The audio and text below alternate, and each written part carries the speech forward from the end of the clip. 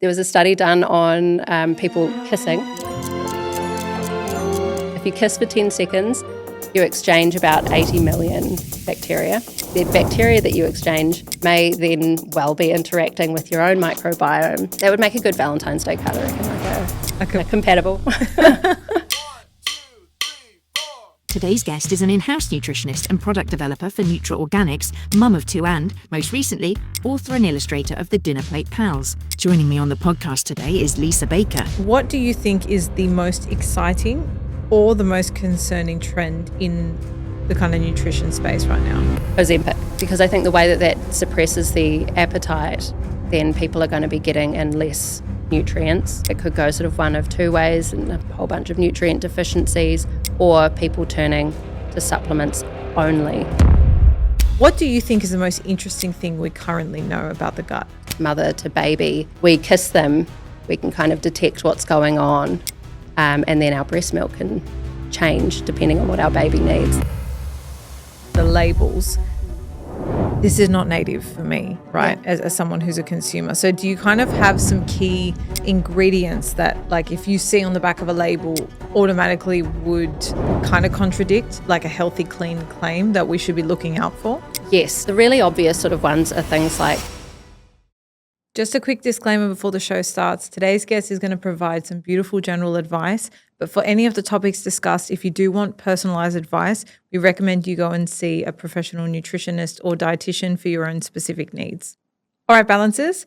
Today's guest is someone I'm really excited to have on the show. She's joining me here in the Pivotal Conversation studios on the Gold Coast. I am joined by Lisa Baker. Lisa, warm welcome to the show. Awesome. Thank you so much for having me, Erica. I'm really excited to have you on today. I find your professional kind of evolution really interesting. I know you were saying before, like, you know, when you're thinking about your job, you sometimes think, oh, it's not that interesting. But for someone as a consumer of many products and supplements, like your journey and working behind the scenes on that, I find really, really interesting. So you started off as a dermal therapist, right? So you were dealing a lot on external skin and body.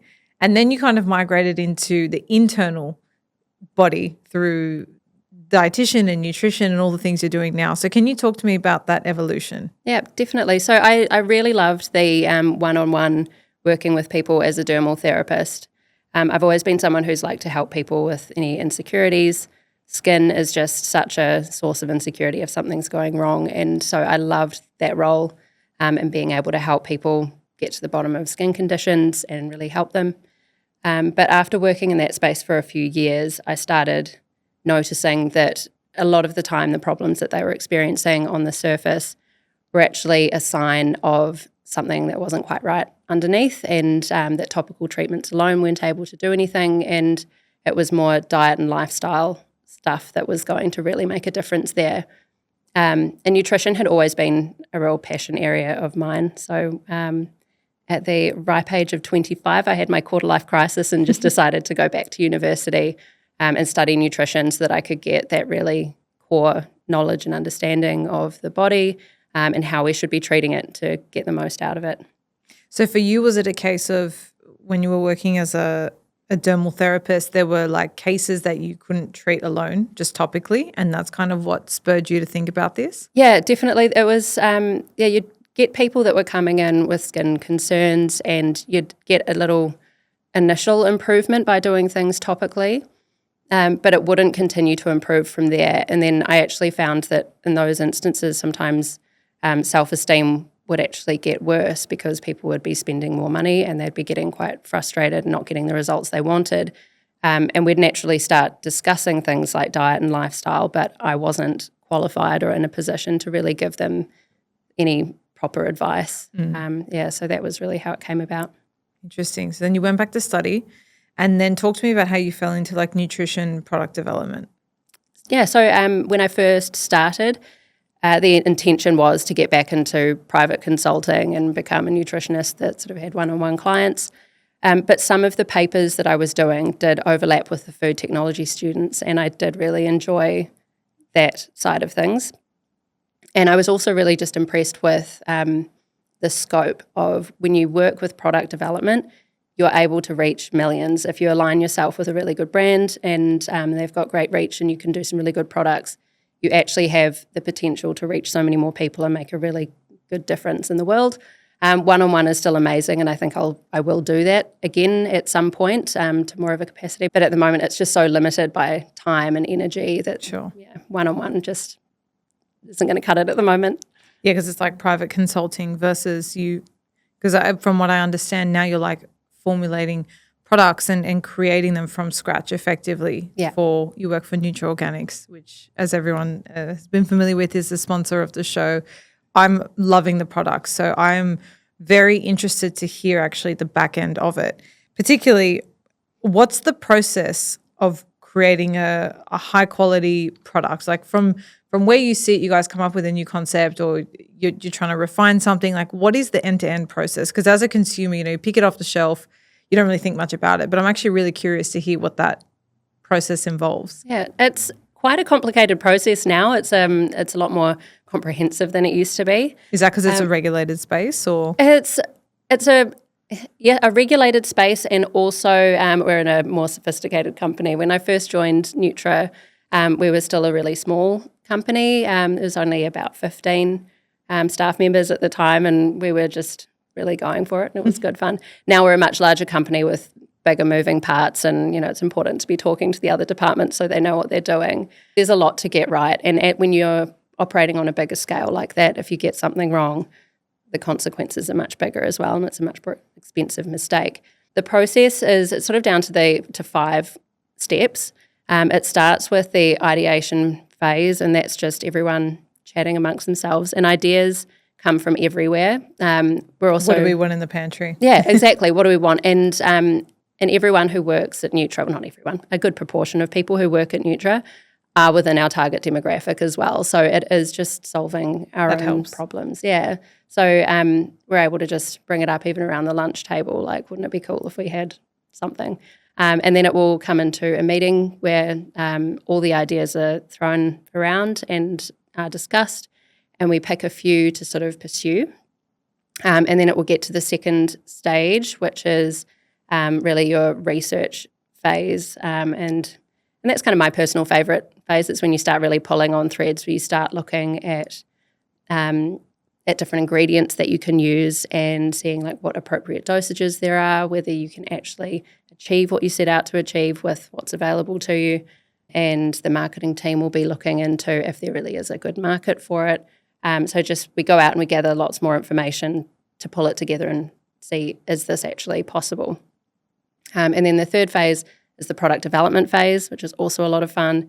And that's where we order all of the ingredients and we get into the lab and we start mixing them together. And then once we are happy with a prototype, we'll bring it back for another meeting where everyone from the different departments gets together to weigh in and see if we're happy with the direction that it's going in. If we are really happy with the prototype, then we move ahead to larger batches so that we can get into a testing phase where everybody takes it home, we get feedback on their experience using it longer term, start shelf stability testing, which is really boring but very important.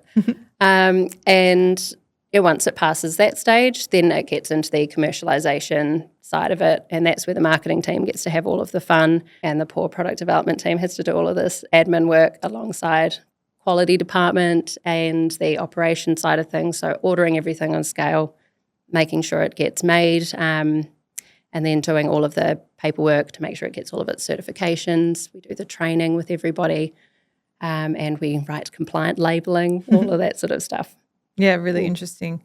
I mean, there's so much that goes into it. Like you just, like I said, as a consumer, like you're not really aware, but it is comforting to know it's such a rigid process and there's so many steps involved. You mentioned labels, which we'll get to in a minute.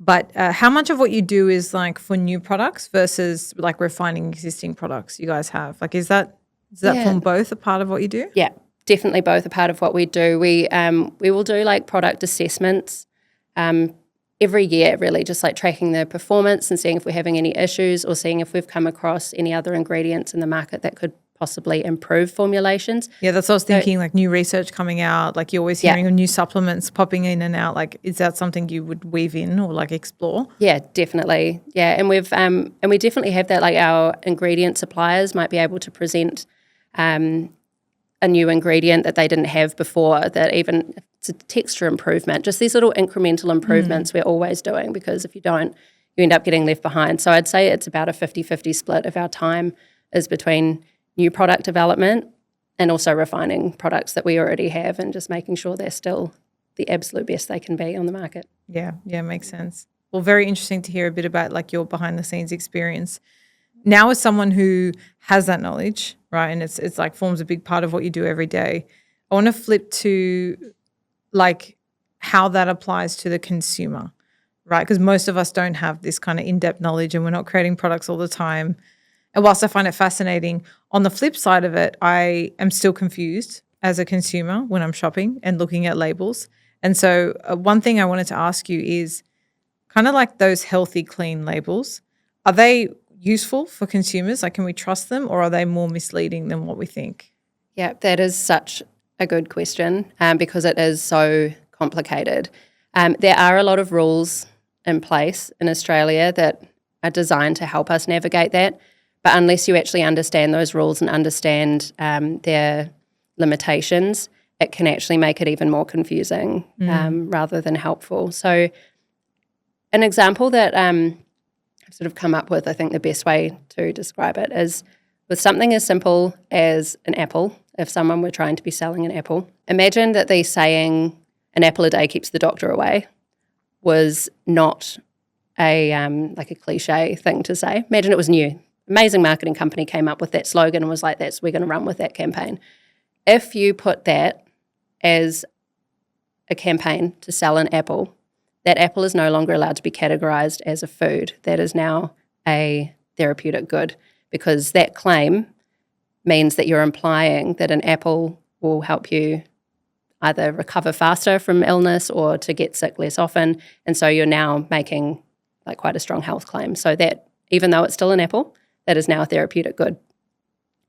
If you wanted to continue marketing that apple as a food, you could say an apple can support a normal immune system.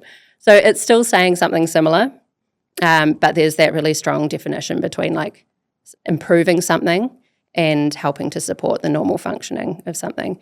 So the wording changes the way we categorize it. That's right.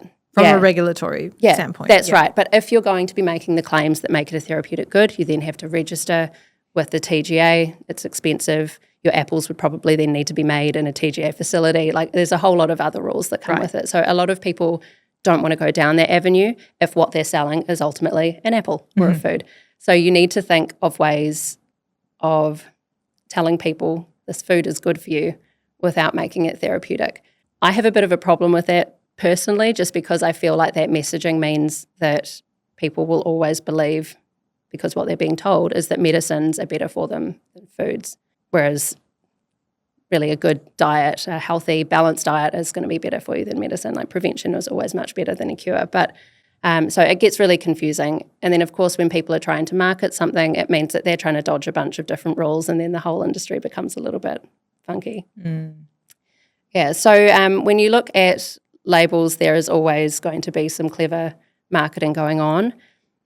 And your best way to navigate that is by reading the ingredient list, and that's always your source of truth. There will be companies that don't know the rules or have just decided to completely ignore the rules, and they're usually the smaller businesses. Once you make it into the supermarket, they've usually been cleaned up a little bit. Really interesting. Like, I guess key takeaways for me is like just to be mindful as a consumer that there are different ways things are categorized, and that puts brands in certain positions where they have to claim things in a certain way, right? Yeah. And so not that it's misleading, but it is kind of structured in a way to be compliant rather than just what they actually want to say about the product. Yeah, but that's then right. Yeah, but then if we're kind of like defaulting to, or like the best source of truth is the labels, this is not native for me, right, as someone who's a consumer. So do you kind of have some key ingredients that, like, if you see on the back of a label, automatically would kind of contradict like a healthy, clean claim that we should be looking out for? Yes, the really obvious sort of ones are things like when they're claiming low fat, but really if you turn it over and you look at the ingredient list, there's a lot of sugars in there. If you've taken out fat and you've replaced it with sugar, you've actually made the product less healthy, even though the impression that it's giving on the front of a label is that it's more healthy. And another example would be people claiming high fiber. Like fiber is another one that's really popular. And an ingredient that I really don't like to see when I see high fiber is something called polydextrose, it's a synthetic, really cheap fiber that doesn't get digested in the body, and it's got a lot of sugar alcohols in there, can be a little bit disruptive to the gut microbiome. Usually the products they've added that into are protein and nut type bars. You see them a lot, and it improves the claims that food can make because suddenly it's lower in energy and it's higher in fiber. But they've actually made the nutrient density of that food lower by adding that ingredient. So although the ingredient itself isn't dangerous, it's just a little bit disappointing to see when they've used it as a way to market it as a more healthy product. It's actually decreased the nutritional value. Yeah, because sometimes these ingredient lists, I mean, those are two really good points and just things that we can keep on our, like just make a quick note on your phone and look out for. Like that's really useful. Yeah. But the ingredients list is sometimes so long, and like I always find it crazy when you're like, this is like a, let's just say, for example, I don't know, like a nut bar, and the nuts are like the last thing on the list. Yeah. And I'm like, what else is in this thing? You know, it's like it can be like really overwhelming to kind of look at it. Is there like, aside from those two really practical tips you've given, is there like a more simple way of breaking down labels, or is it really a case of getting familiar with ingredients? Yeah, it really is a case of getting familiar with ingredients. I feel like every time something's been put in place to try and simplify it, it's actually added to the confusion. So reading the ingredient list is a great start. The shorter the ingredient list, usually the better, particularly when it comes to things like bars. If you're getting into product that's, you know, the whole point of the product is to have 1,000 different microgreens in there, that's something that's a little bit different.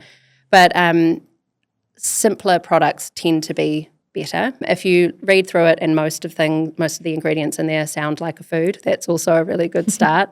But there's even cases where ingredients that don't sound like a food, they sound a little bit scary, they're actually okay. So it might be a bit of admin at the start to be looking up these things. But, you know, sometimes things will even be referred to as like colour additive, and then they'll put a number in there, and it might just be beetroot.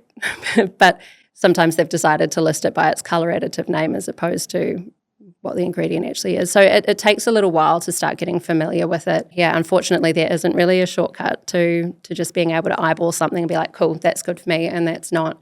It takes a bit of practice.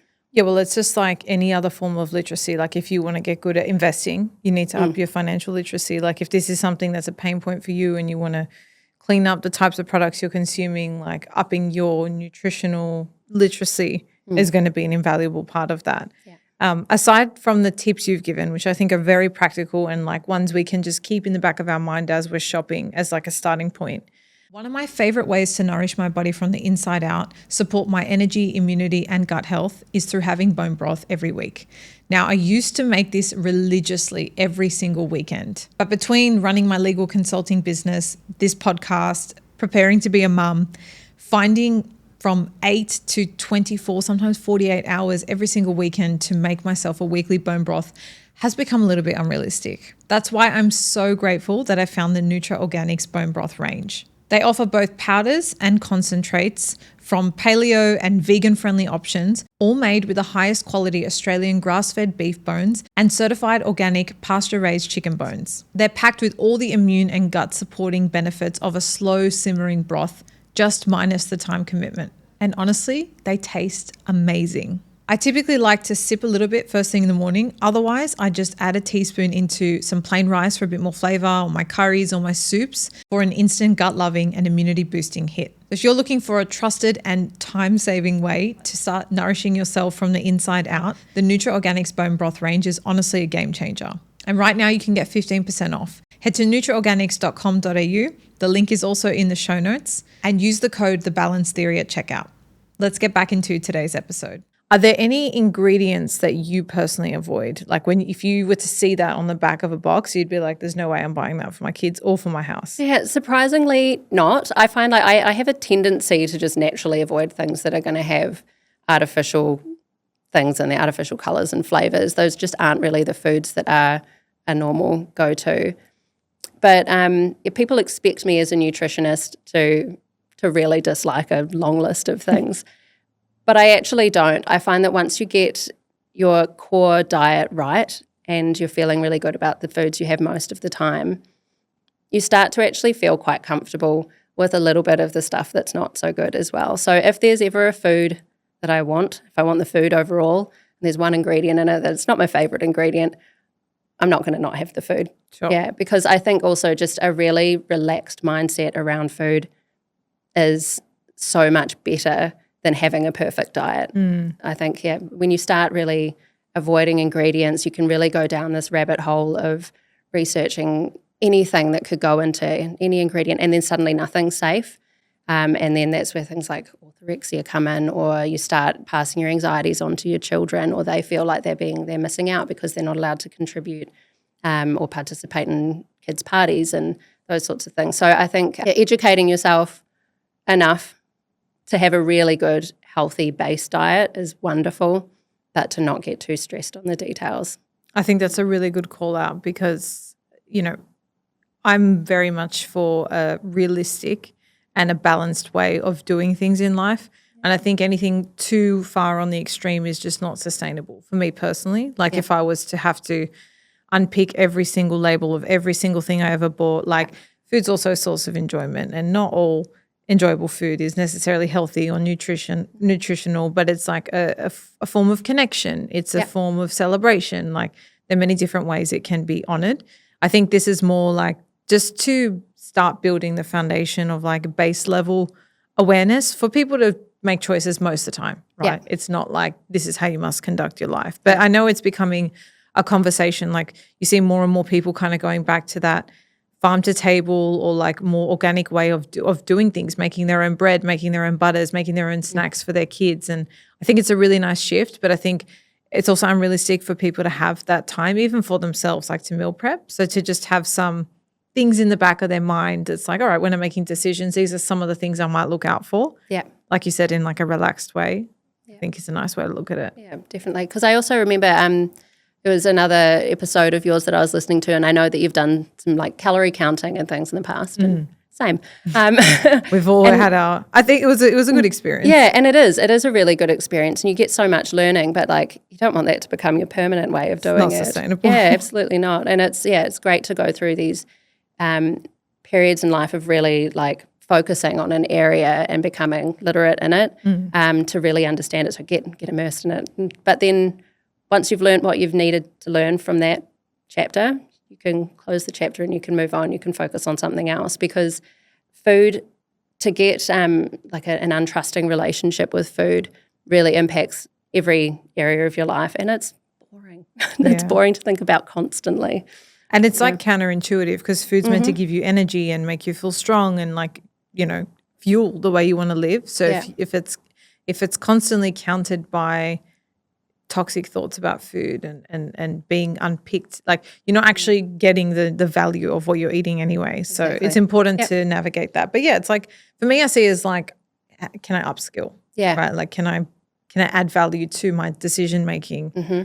Which is why I was really excited to have this conversation. And I think the tips you've given are like, they're very practical and they're not too technical to a point where they can just help with, if you're choosing between two products, the one that's got more real food in the ingredients and less ingredients is probably a healthy option, just like a quick on the spot decision, really, really useful. Yeah. In saying that, do you think that high quality supplements in any situation, like any particular situation, can be better than actual food? Immediately, I want to say no, you will never be able to out-supplement a bad diet. However, there are definitely situations where people are either unable to have a really good base diet, or they are asking a lot of their bodies, and so they need to get a lot more bang for their buck, need to get a lot more nutrients in, and they wouldn't be able to get all of that from their normal diet. And even in situations such as pregnancy, where like suddenly your nutritional requirements are much higher and your belly's feeling all kinds of pushed around, and it's really difficult to get the volume of food in that you need to actually hit those nutritional targets. So there's definitely times where supplementing your diet is just so important. But I would never put supplements above a really healthy, just whole food diet. Yeah, that's a good way to look at it. Actually, I wasn't thinking of it in the phrase of there are seasons where that's actually useful. Because even now, if I reflect on my experience, people always like, "Oh, you're eating for two," all this stuff. I'm like, I'm actually eating normally, but I'm actually getting full a lot quicker. Like there's less space. I don't know how people are eating more than what they normally eat. So I'm finding myself like I'm trying to be very conscious of making sure I'm eating enough protein, because when I was calorie counting, I realized like, wow, it's very hard for me to actually hit my protein requirements. And during this pregnancy, I've really tried to make sure that's the case, but it hasn't been that easy because, like I said, like I'm getting full quicker. So things like high quality protein powders and stuff like that have been really key for me to make sure I'm hitting those benchmarks. Yeah, and that's exactly it. They are designed to supplement, because it is hard to achieve those specific targets when you've got a goal in mind or you're asking a lot of your body. So, there's a wonderful place for both. But I'd never put supplements above a whole food diet though. Yeah, I hear you. If we kind of switch gears now and talk a little bit about gut health, it's something that's, I think, over the last few years become a lot more prominent. You see a lot more research being spoken about. It's an area I find really, really fascinating. What do you think is the most interesting thing we currently know about the gut? It's so difficult to pick one thing just because that area of research is like evolving so quickly. I think it's been about 70,000 papers in the last 20 years, and it's just wild. It's now, the research seems to be moving more towards trying to understand what we're actually talking about when we say a healthy microbiome, because it's so different from person to person. And the research used to be more about like what the different strains of bacteria would actually do in the gut. But it seems like we've hit a bit of a dead end with some of that, and it's not just about what each individual strain of bacteria does. It's also about how they interact with each other. So you might say have one little bacteria who's not doing a great job in one person's gut, but in somebody else's, because he's with different bacteria and they interact differently, suddenly the role that he's playing in that gut is really beneficial. So there's still lots of amazing research being done on individual strains, and people can be taking probiotics that have been well researched to actually give you a beneficial effect, but it doesn't really necessarily translate to a long-term change within the gut. So you need to be looking at it more holistically. And then from there, a healthy gut microbiome, now it's starting to understand the impact that now has on things like mental health and your immune system and just every aspect of health. And one little area of research that I'm finding really funny is the research of human attraction and the microbiome. Interesting. Where, it's there was a study done on people kissing. If you kiss for 10 seconds, you exchange about 80 million bacteria. And the bacteria that you exchange may then well be interacting with your own microbiome to give you a signal of whether or not you are compatible with this person. So like if you've ever given someone a nice 10-second kiss after a date and then gotten the ick with them straight after that, it might actually just be your gut microbiome saying no thank you to their gut microbiome. And it's actually got nothing to do with them being a bad kisser. Yeah, it's pretty cool. That's like kind of unromantic, but like super interesting. It's like they say the gut's like a second brain. It's literally like a dating meter. Yeah, it is. That would make a good Valentine's Day card, I reckon, like your gut microbiome and mine are compatible. That is so interesting. So is that just newer research that's come out? I've never heard of that. Yeah, it's just it was on a another podcast I was listening to recently. It is quite new, and it's just like following that thread. I don't know who's got the funding to like go off and follow that tangent and see, but I think it's really, really cool. I love the detailed side of the microbiome research when they really start getting quite specific, like even things like mother to baby and how when we kiss them, we can kind of detect what's going on and then our breast milk can change depending on what our baby needs. There's, a lot of amazing signaling that's happening. Can you walk us through that process, like on a more technical level? Because I've heard this as well, like your breast milk can, create more, what's the word? They're like immune response. No. Oh, yeah. Like So, what are they called?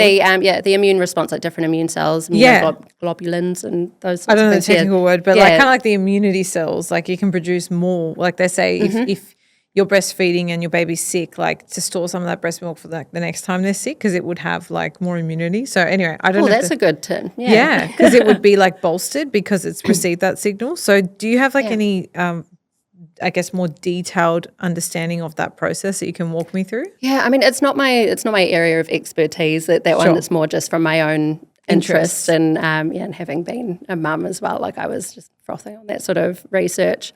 So yeah, it's a case of you get the feedback from even their scent gives off signals to you that you can respond to.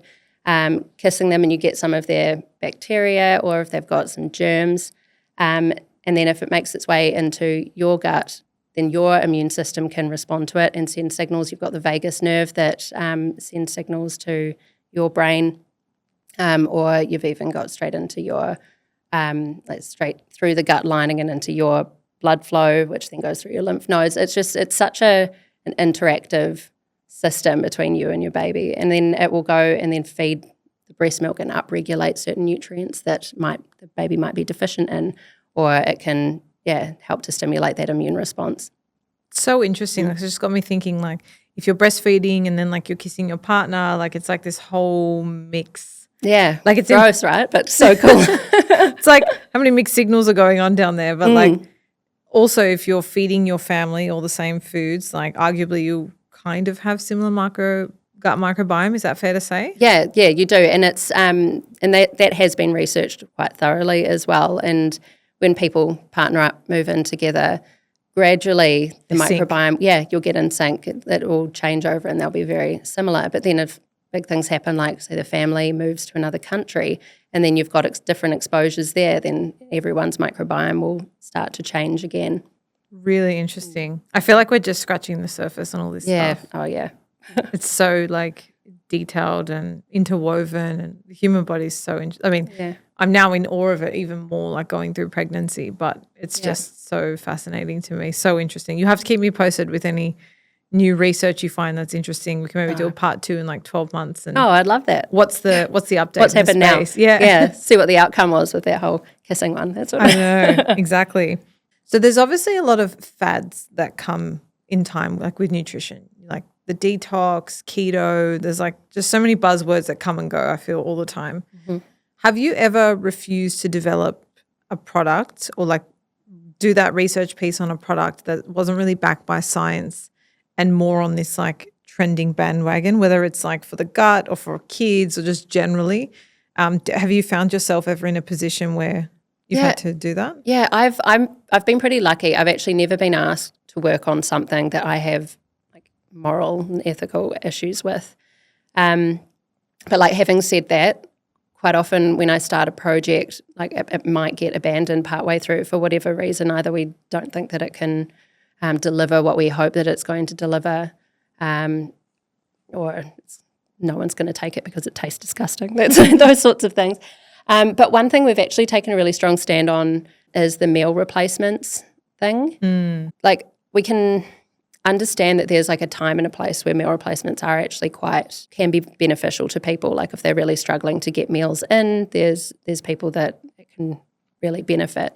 But there was definitely that feeling of responsibility to our own target demographic that we felt it was just really inappropriate to be putting a meal replacement out there, because I think that sends the signal that supplements should replace food. And then it does contribute to diet culture. And I think, if your target market is, women of a sort of age group where they're probably going to be a little bit self-conscious still and might be contribute like in the diet culture, you don't want to be doing any harm or like preying on anyone's insecurities for a quick buck. So meal replacements was one of those things where like that has the potential to cause harm and absolutely won't. Some other fads when they pop up, things like going keto and then doing detox things, usually with most fads there's like an element of truth behind it. It started And somewhere. Yeah, it started somewhere, and it usually started from some quite good research that then got taken out of context, and then everybody started doing it and did it in a really weird way. Supporting those, like there are supplements that you could do that would support the normal detoxification process of the body, and that would be fine. But what wouldn't be fine is to tell people to stop eating food and take these products, and this will detox your liver for you. But yeah, I've never been asked to do that, so that's good. Yeah, Yeah. that's good, and I wouldn't do it either.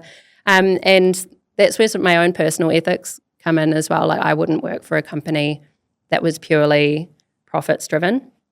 Like I do understand that the supplement industry is quite an attractive one for people to start a business in. Like these are quite high priced items.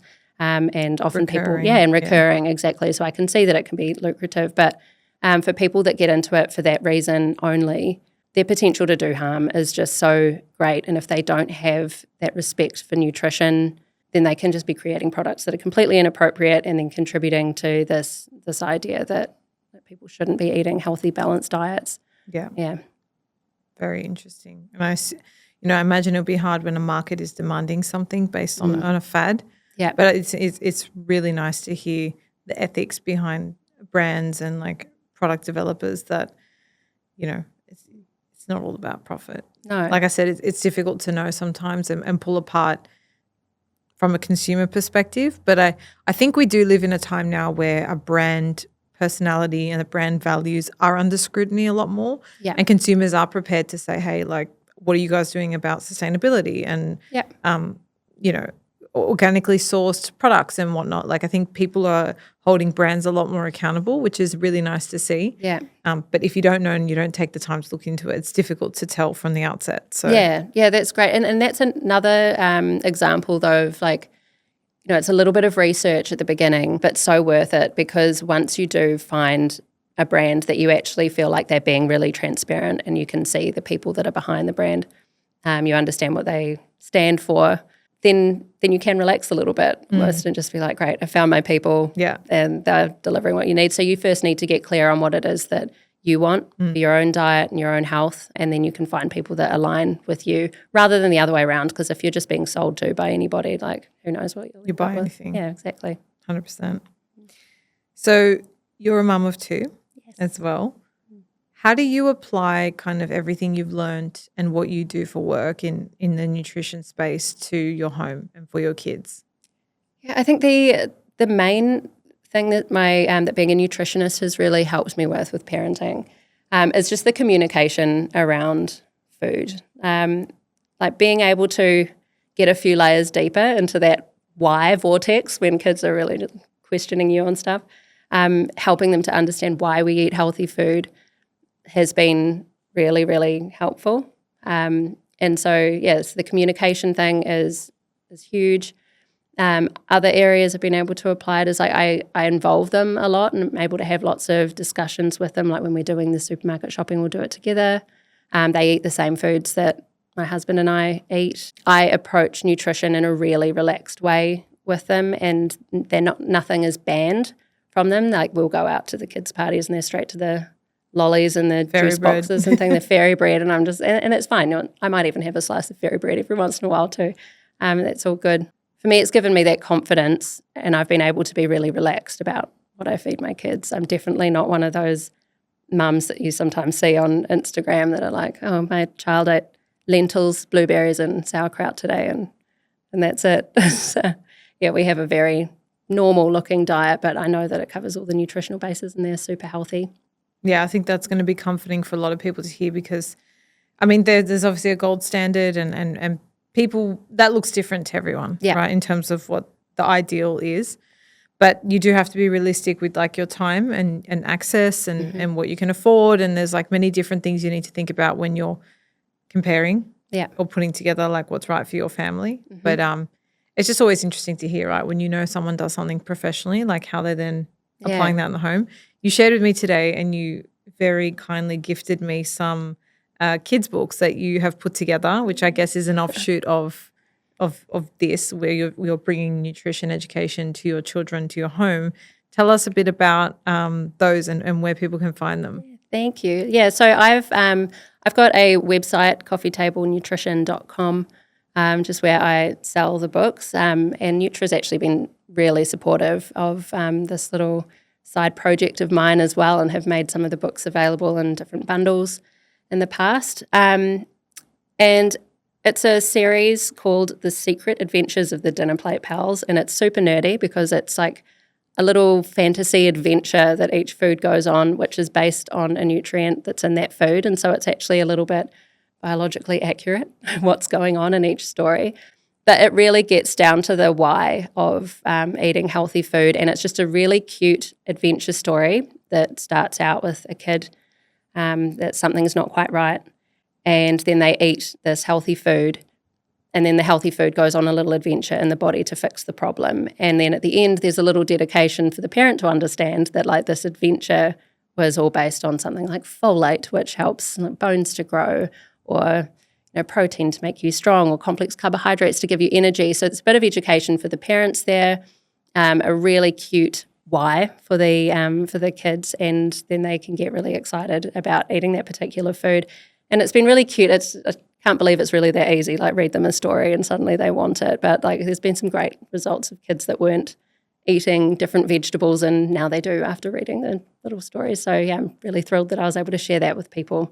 Amazing. Yeah, it was purely just from making up little stories at the dinner table when my son was starting to eat that the dinner plate pals were born.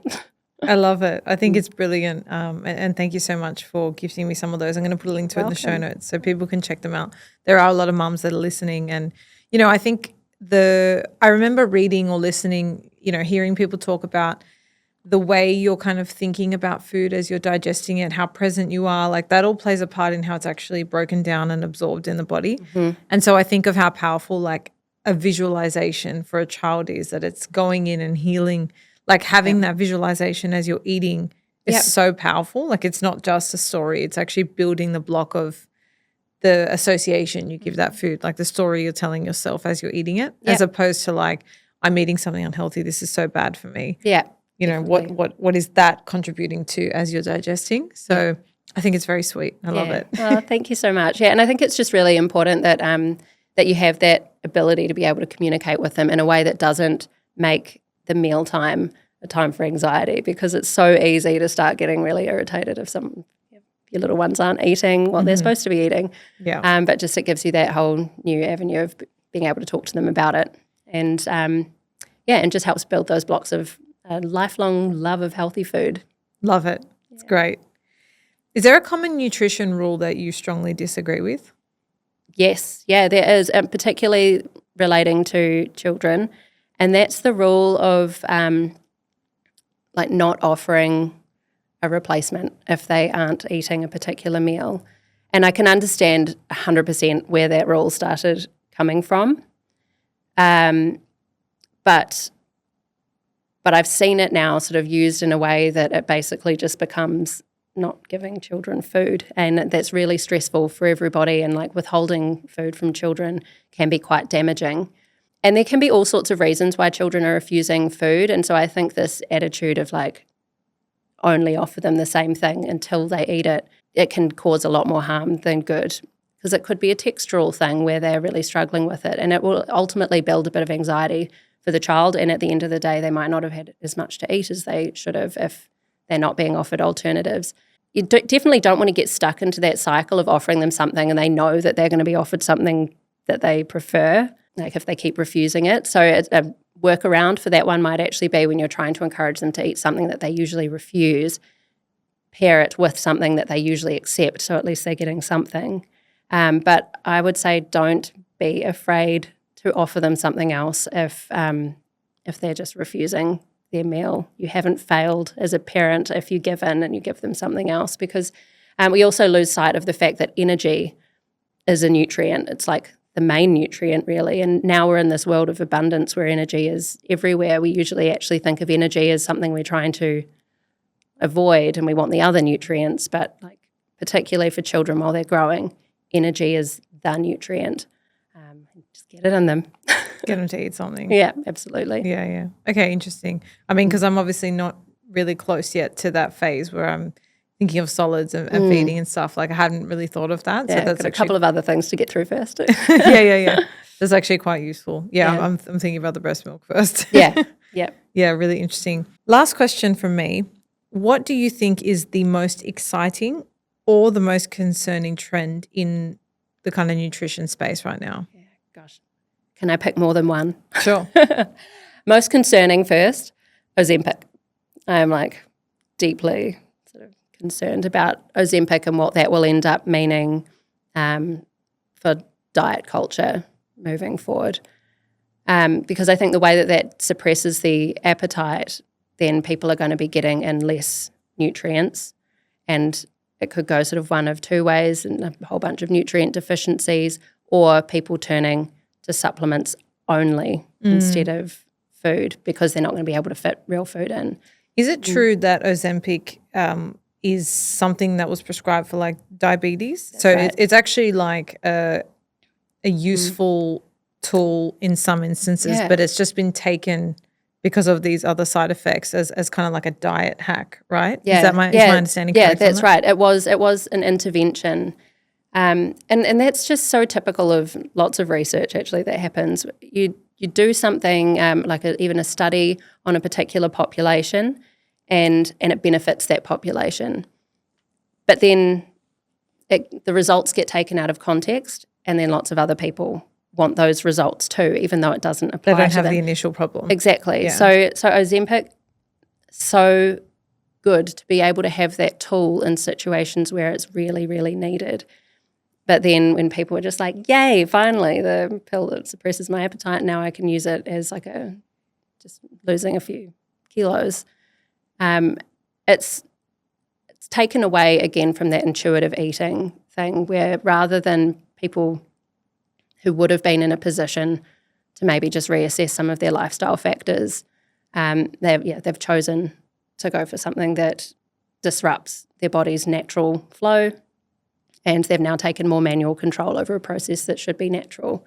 And arguably the source of the problem is it remains. Exactly. Like you might have physically different changes, but the habits and whatnot that support and sit around that. Like surely you can't be on it forever. Yeah. And I think we'll see later down the track what the longer term consequences of that are, but that's why it's concerning because that remains to be seen, and it's just the start, and so it's concerning. But the things I'm really excited about, to end on a much more jovial note, I'm really excited about the longevity research. I think that's really cool. Is there anything specifically that's sticking out to you? Oh, living forever might be on the cards. Not really, but You're going all Brian Johnson on. Yes, yeah. But it's like I now take the like NAD. Yes, I've heard a lot about NAD. Yeah, NAD. And resveratrol and those sorts of things. I just feel like research in that general direction, like if you're aiming for longevity, you by default end up going for things that are a more sustainable, like more holistic benefit to you. So I love that approach, and also that it will change people's mindset in what they're doing in their own diet. So rather than going for those short-term fixes to achieve a certain result, they're now thinking longer term, and so things like building muscle becomes more important, keeping bone mineral density becomes more important, future-proofing, because like we plan on being here a really long time and we want to feel our best for as long as possible. So the longevity research is really cool, and always where that research is, product development follows. So that's exciting for me professionally as well. Women-specific research, I find that really exciting. I'm so pleased that like chats around menopause and the different stages of the cycle are becoming more mainstream, because we do need to have more empathy for our own bodies and how to treat it at different stages of our lives and at different stages of our cycle. So I'm so glad that conversation is forefront and that that's really being catered to now. They're both very exciting. I too am excited about longevity because it's forcing you to think about the long term in what feel like short term decisions. Like for example, people always ask me like, oh, how are you so motivated to go to the gym all the time? And I'm thinking about 80-year-old me, that I want to be able to walk around on my own and pick things up. And, that's at the back of my mind. I'm not thinking of, oh, these 8 weeks I want to achieve X, Y, Z. It has this longer term kind of back end goal. And so it's kind of, it drives your decisions Yeah. differently, right? It's no longer about the now and being 20 forever. Yeah. It's about actually thinking about the reality of life and what direction am I moving in. Yeah, it was so good. I remember having a chat with a friend after having given birth, and I was like, becoming a mum has completely changed the way I work out. Like, I used to work out to look good, and now I work out because I don't want to be incontinent when I'm like 60. So, yeah, it's completely changed the motivation there, and it's actually like, yeah, I'm kinder to myself now than I used to be, and yeah, so I want to be here for a long time. Yeah, and it's also like appreciates the realistic aspect of the human experience, which is not frozen in time, and it's not, I guess, one season forever. Yeah. You go through many seasons, and I think that's actually a really beautiful thing. Yeah. But thank you so much for joining me today on the show and for sharing a lot about your experience, your work, the way you integrate this into your personal life, the things you're learning. I've learned a lot today. I know the listeners would have as well. So I really appreciate your time. Thank you so Lisa. much for having me. It was such a pleasure. Likewise. Thank you. Thank you.